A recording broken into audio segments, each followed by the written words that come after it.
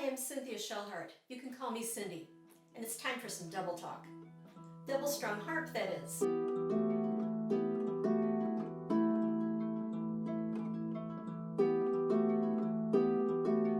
Welcome to the first episode in my Double-Strung Harp FAQ series.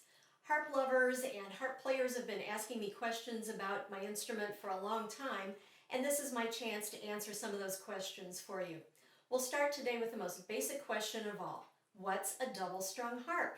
How is it the same as other harps? How is it different? And what's the big deal with 2 rows of strings? What can they do?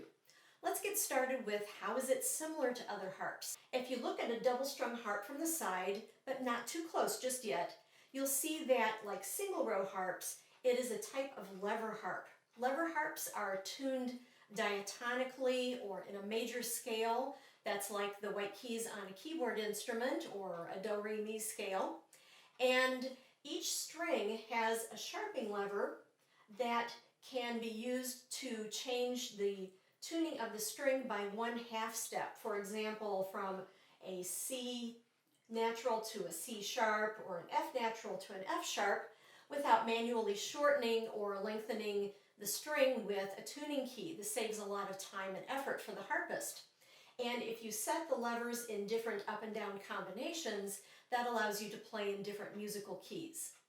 So that's something that's the same with its single row harp cousins. But what's different? Okay, come on over, get a little closer, look at the harp from a different angle, and you'll see where the double-strung harp gets its name.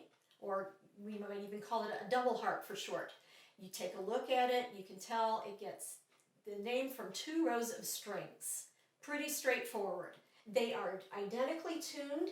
The C note across from the C note from one row to the other, for example, those are unison notes. They are identically tuned with each other. And 2 rows of strings, for one advantage, allows both hands to have access to the entire range of notes on the harp, from low notes to high notes, and they can even overlap in the middle and not have a musical traffic jam.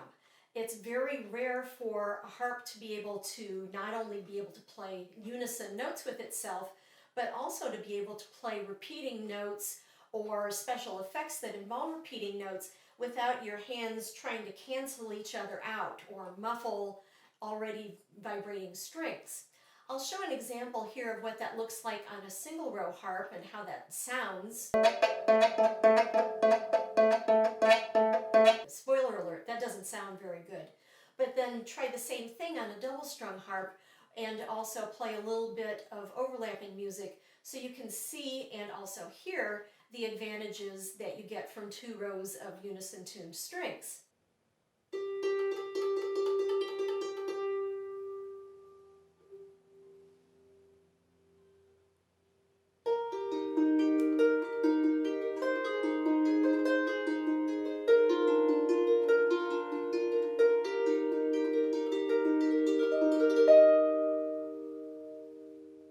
And also, if you look at the harp from the front angle of the harp, you can see that not only does it have 2 rows of strings, but it also has the possibility of having an entire set of levers on either row. 2 full sets of levers like this harp has.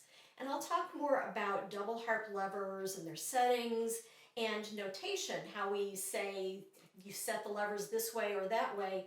Yeah, I'll talk about those in future videos. So that's it for the introduction to the double-strung harp.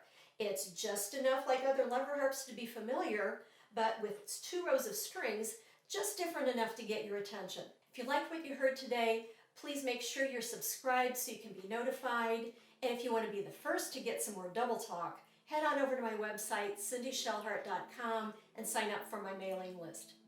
In the next episode, I'll dig a little deeper into those strings and levers and tunings that we use on double-strung harps. See you next time.